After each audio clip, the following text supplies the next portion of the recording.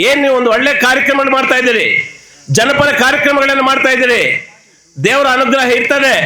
ರಾಜಕೀಯದಲ್ಲಿ ನಮ್ಮ ಪಕ್ಷದಲ್ಲಿ ಒಬ್ಬ ಮುಖಂಡರಾಗಿ ತಾವು ಗುರುತಿಸ್ಕೊಂಡಿದ್ದೀರಿ. ಇವತ್ತಲ್ಲ ನಾಳೆ ಆ ಪಕ್ಷದಲ್ಲಿ ನಿಮ್ಗೆ ಒಳ್ಳೆ ಒಂದು ಉನ್ನತ ಸ್ಥಾನ ಸಿಗ್ಬೇಕು, ಆ ದೇವರ ಅನುಗ್ರಹ ನಿಮ್ಗೆ ಇರಬೇಕು. ಯಾಕಂದ್ರೆ ನಿಮ್ಮಂತವ್ರು ರಾಜಕೀಯದಲ್ಲಿದ್ರೆ ಸಮಾಜಕ್ಕೆ ಬಹಳಷ್ಟು ಉಪಯೋಗ ಆಗ್ತದೆ, ಬಡಬಗ್ಗರಿಗೆ ಅದರ ಅನುಕೂಲ ಆಗ್ತದೆ, ಅದರೊಂದು ಪ್ರಯೋಜನ ಜನರಿಗೆ ಆಗ್ತದೆ. ನಿಮ್ಮಂತವರು ರಾಜಕೀಯದಲ್ಲಿ ಬಹಳಷ್ಟು ಬೆಳವಣಿಗೆ ಆಗ್ಬೇಕು ಅಂತ ಕೂಡ ಆ ದೇವರಲ್ಲಿ ಆಶಿಸ್ತಾ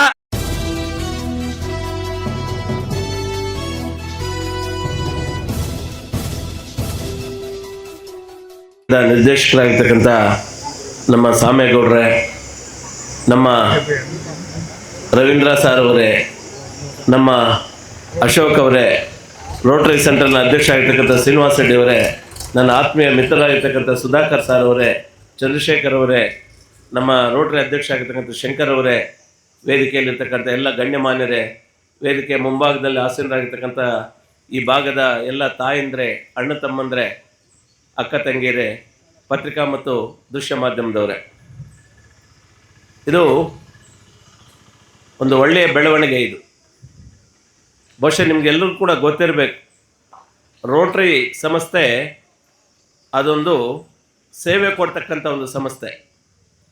ಯಾರು ಸಂಕಲ್ಪವನ್ನು ಹೊಂದಿರ್ತಾರೋ, ನಾನು ಮನುಷ್ಯನಾಗಿ ಹುಟ್ಟಿದ್ದೀನಿ, 4 ಜನಕ್ಕೆ ನಾನು ಪ್ರಯೋಜನ ಆಗಬೇಕು ನನ್ನಿಂದ ಅಂತ ಯಾರು ಬಯಸ್ತಾರೋ ಅವರು ಈ ರೋಟರಿಗೆ ಸೇರ್ಕೋಬೋದು.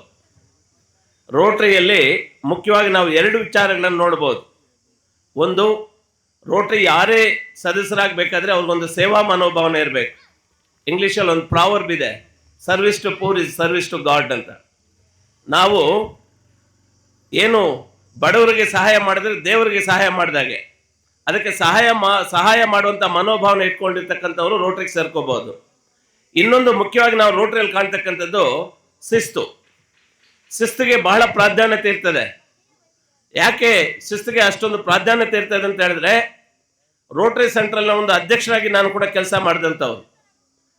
ಈ ರೋಟರಿ ಸಂಸ್ಥೆ ಎಷ್ಟು ಆಳವಾಗಿ ತನ್ನ ಬೇರನ್ನು ಬಿಟ್ಕೊಂಡಿದೆ ಇಡೀ ವಿಶ್ವದಲ್ಲಿ ಅಂತ ಹೇಳಿದ್ರೆ, ಅಂತ ಒಂದು ಸಂಸ್ಥೆ, ರೋಟರಿ ಸಂಸ್ಥೆ ಅಂದರೆ ಏನು, ಅಲ್ಲಿನ ಒಂದು ಕಾರ್ಯವೈಖರಿ ಏನು ಅಂತಕ್ಕಂಥದ್ದು ನನಗೆ ಗೊತ್ತಿಲ್ಲದೆ ಇರ್ತಕ್ಕಂಥ ಸಂದರ್ಭದಲ್ಲಿ ನನ್ನನ್ನು ರೋಟರಿ ಕರ್ಕೊಂಡು ಬಂದು ಮೊಟ್ಟ ಮೊದಲದಾಗಿ ನನ್ನನ್ನು ರೋಟರಿ ಸದಸ್ಯರನ್ನಾಗಿ ಮಾಡಿದ್ದು ನಮ್ಮ ಕಾಡೇನಹಳ್ಳಿ ನಾಗರಾಜಣ್ಣವರು.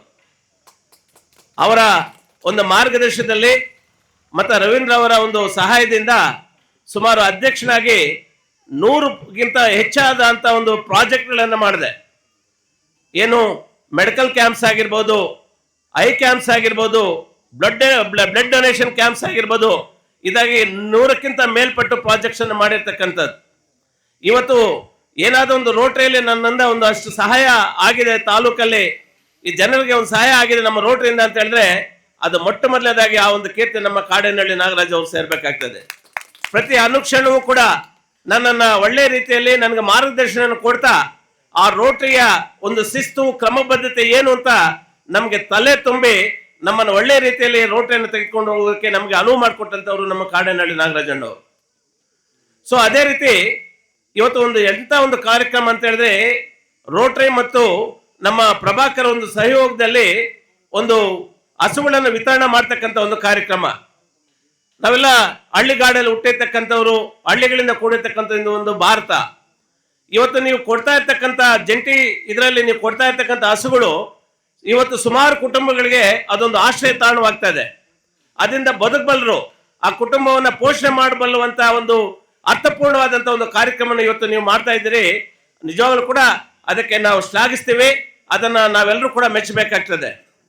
ಮನುಷ್ಯ ಹುಡ್ತಾನೆ, ಇಂದಲ್ಲ ನಾಳೆ ಸಾಯ್ತಾನೆ. ನಾನು ಹುಟ್ಟಿದ್ದೀನಿ, ನಾನು ಸತ್ಯದಿಂದ ದೊಡ್ಡ ವಿಚಾರ ಅಲ್ಲ. ಆದರೆ ಈ ಹುಟ್ಟು ಸಾವಿನ ಮಧ್ಯೆ ಈ ಸಮಾಜಕ್ಕೆ ನಾನು ಏನು ಉಪಯೋಗಕ್ಕೆ ಬಂದಿದ್ದೀನಿ, ಸಮಾಜಕ್ಕೆ ನಾನು ಏನು ಉಪಯೋಗ ಮಾಡಿದ್ದೆ ಅನ್ನೋದು ಶಾಶ್ವತವಾಗಿ ಉಳಿತಕ್ಕಂಥದ್ದು.